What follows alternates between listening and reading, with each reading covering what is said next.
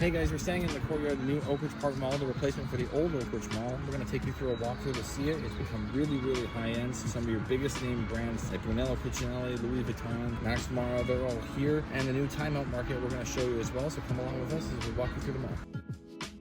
Everybody cannot find how to get to the entrance of the mall. Everyone's just like aimlessly walking around trying to find an entrance. No adequate signage. We might just be walking around the parking lot forever. 2 hours later. If you're planning to come to Timeout Market anytime soon, you're going to have to be prepared to wait because everybody's coming to check out the new thing in town.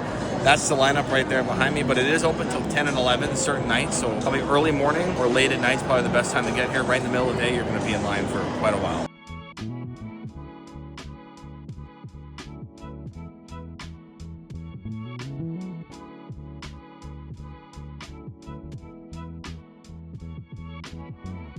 This is the playground for kids.